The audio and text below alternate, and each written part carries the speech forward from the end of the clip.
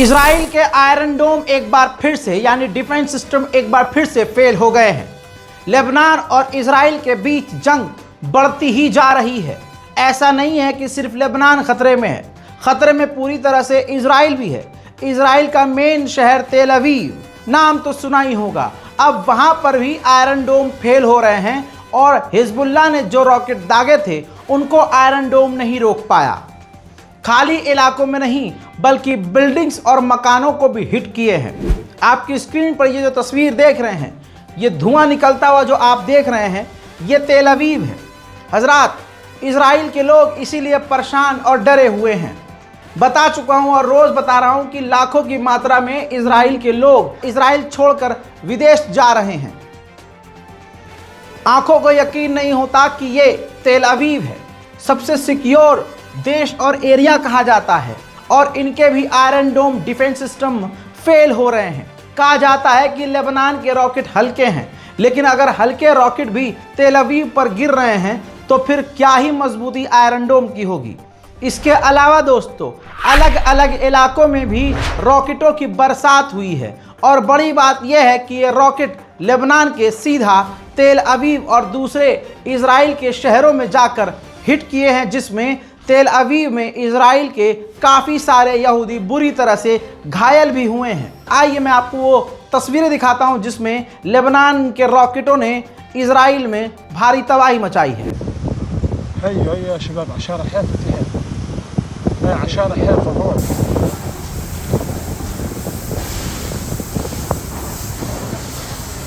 شباب هاي الصواريخ هون فكعن مش قصف، هاي الصواريخ هون بالضبط بالمراح فوق المراح بالضبط।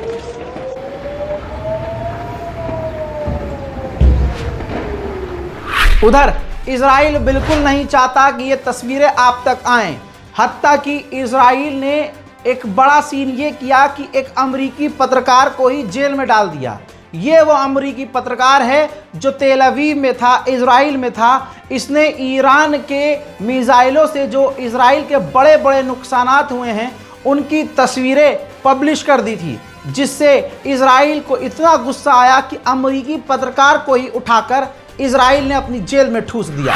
उधर ईरान के IRGC के टॉप कमांडर ने बड़ी खतरनाक बात कही। उन्होंने कहा कि हमने जो हमला किया था इजराइल पर लास्ट, वो सिर्फ मैपिंग थी। हम सिर्फ नाप रहे थे, अपने मिसाइलों के आंकड़ों को देख रहे थे, मिसाइलों की रेंज टेस्ट कर रहे थे, और हम ये देख रहे थे कि हम अगला हमला कैसे करेंगे और हम कितने लेवल पर इजराइल में तबाही मचा सकते हैं। ये सीधा सीधा इजराइल को बड़ी धमकी है। उधर मेरे दोस्तों, ये तस्वीर देखिए, कतर के अमीर से ईरान के विदेश मंत्री ने मुलाकात करके कतर से रिक्वेस्ट की है कि इलाके में इजराइल जो नरसंहार मचा रहा है, इलाके में शांति और अमन के लिए आप आगे आएं और हमारे साथ मिलकर काम करें। ये पहली बार तस्वीर देखी जा रही है कि ईरान और किसी अरब देश यानी ओमान की मिलिट्री मिलकर एक साथ ड्रिल कर रही है। हजरात मोहतरम, ये तस्वीर शायद ही आपने कभी देखी, और मैं तो अपनी ज़िंदगी में पहली बार देख रहा हूं कि ईरान के साथ कोई अरब देश मिलकर मिलिट्री ड्रिल कर रहा है।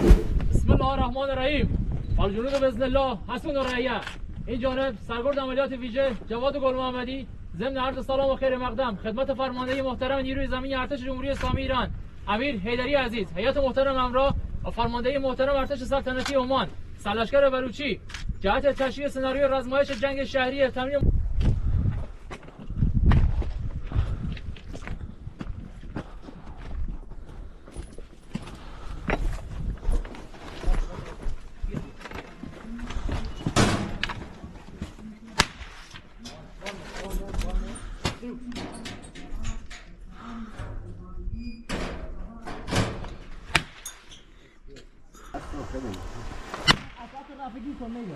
تفکر کردم رفته।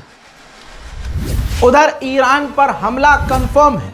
अब ये मैप देख लीजिए, ये सैटेलाइट इमेज।